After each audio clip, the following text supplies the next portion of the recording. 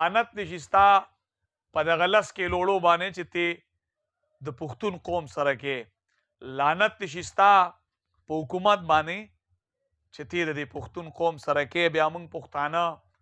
هر ځای کې چغې وو زنده‌باد مرداباد چغې موږ وو دغې چغو نارو موږ وخوړلو ځکه موږ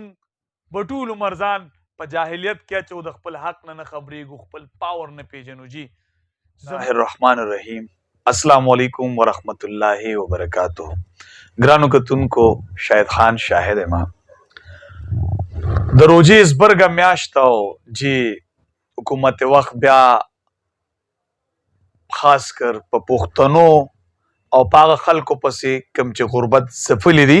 آی پسې خاندار اغسته د جی لس کې لوړو خیراتی ورکي او په هغه لس کې لوړو باندې جی پښتون ذلیل کيم شرمیم اینډ دا چې د پښتنو جنازې پی وتل جی د دې یو آسان حل جی کم ناظمان چې د علاقې په کار دی چې هغې ته دغه سپارلی وي او هغې دغه مستحق خلکو تلاش کړی وی کور په کور ګرځېدلی وی او د هغې ډیټه یې راغونډه کړې وی او هغه خلکو ته دغه راشن کور په کور رسولی وی ځکه حکومت ته جی کولی شي په هر ځای کې چیرمین ناظم شته په کار دی چې د هغې په لاس پښتنو ته دا ښه په عزت باندې رسولی وی خو نه هغې دغه طریقه اختیار کړې ده جی د یو تحصیل او د هر علاقې نه ورته خلک راځي دومره رشي پې جی چاته ورسي چاته ونه رسي روجه پخلو دلته زمونږ مشران زمونږ میندې زمونږ خویندې زمونږ دغه مشران هغې وځپلی شي روجه پخله باندې اینډ دا چې زخمیان شي پکې شر فساتونه پکې وشي جي اینډ دا چې لاشونه پکې اوچت کړی شو نن درېیمه ورځ ده روزانه چې فیسبوک ګورې نو چېرته زنانه پرتی جي چېرته نارینه پروت جي په وړو کټلو کې جي د هغې روحونه لاړ شي لعنت دې شي ستا په دغه لس کې لوړو باندې چې ته د پښتون قوم سره کې لعنت دې شي ستا په حکومت باندې چې ته د دې پښتون قوم سره کې بیا موږ پښتانه هر ځای کې چغې وو زنده‌باد مرداباد چغې موږ وو دغې چغو نارو موږ وخوړلو ځکه موږ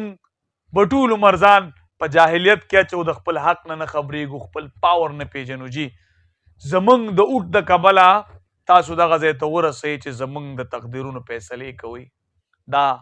زمونږ پاور دی خو موږ خپل پاور نه پېژنو چې زمونږ په اوټ کې څومره کمال دی نن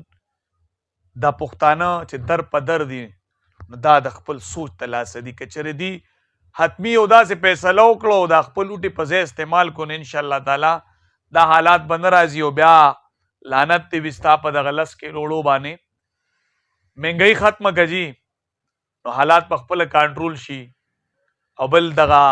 کم خلک چې وزداره دي دوی ته هم یو سوال کومه چې ستاسو په چم ګاونډ کې داسې مسکینان یتیمان چې کمینو کوشش وکړئ د هغې سره ودرېږئ مرسته ورسره وکړئ د چا په لاس هم جي مرستې مه کوئ چې یاره تاسو یې راولېږئ خلکو له چې دا په غریبانانو تقسیم کا دا سوچ غلط دی ځکه چې په خپل لاس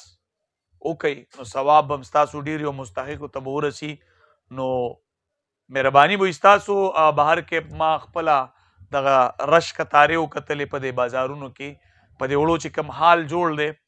بل دغه یو څو لاشونه مې وکتل خبر شوم چې دا په وړو پسې تلي وو دغسې حادثې مخې ته راغلې نو یقینا زړه مې ډېر سخت درد وکړو خفه شوم چې داسې نه دي کول پکار